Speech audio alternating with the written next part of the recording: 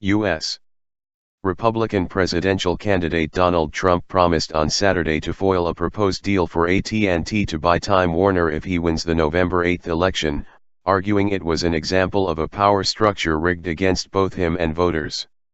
Trump, whose candidacy has caused ruptures in his party, listed his policy plans for the first 100 days of his presidency in a campaign speech in Gettysburg, Pennsylvania, near the site of a Civil War battlefield, and a celebrated address by President Abraham Lincoln.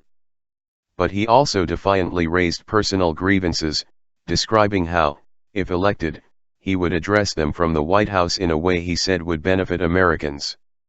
Moments after promising Americans that he represented a hopeful break from the status quo, he promised to sue nearly a dozen women who have come forward in the last 2 weeks to accuse him of sexual assault, calling them liars.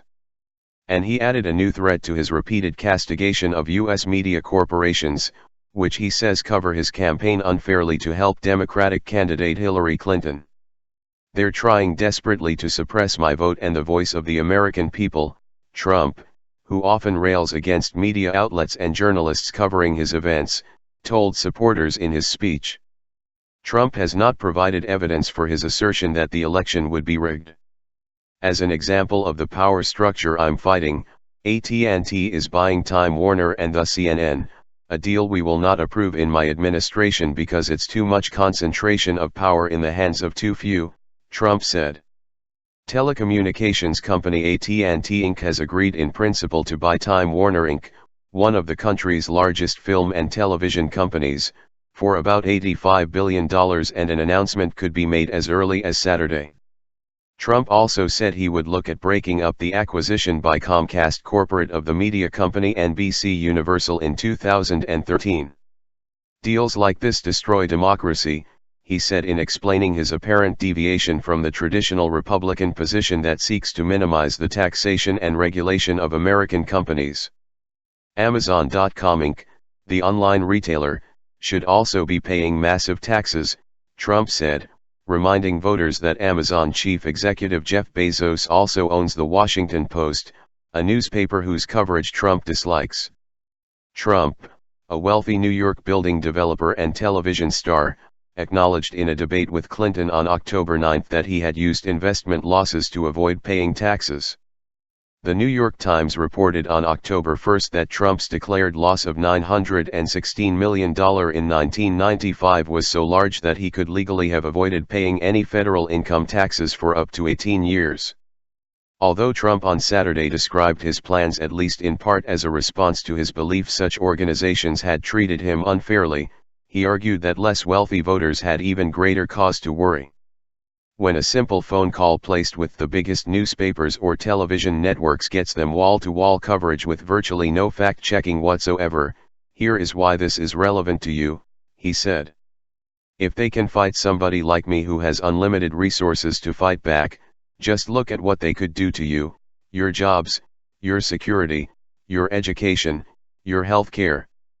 Trump, who has said he may not accept the election's outcome if he loses, is trailing Clinton in most polls, although he has narrowed the gap according to a Reuters/Ipsos poll released on Friday. Clinton maintained her commanding lead in the race to win the Electoral College, however, and claim the U.S. presidency, a Reuters/Ipsos States of the Nation Project poll released on Saturday showed. The speech was billed by his campaign as major outlining of his policies and principles. Many of the policy ideas Trump listed on Saturday were familiar, not least his promise to build a wall on the border with Mexico to deter illegal immigration. Trump has bluntly said that Mexico will pay for the wall, an idea the Mexican government has scoffed at. He tweaked his language on Saturday, saying the United States would fully fund the wall with the understanding that Mexico would reimburse the cost.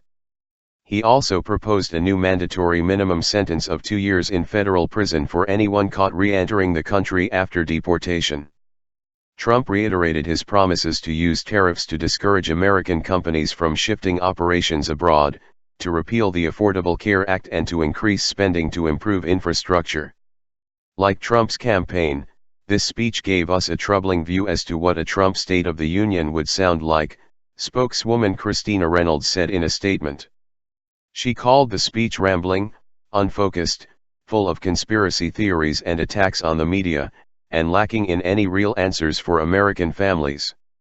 Trump, 70, said he was being attacked because he was an outsider who had never previously run for office, which he argues is a virtue.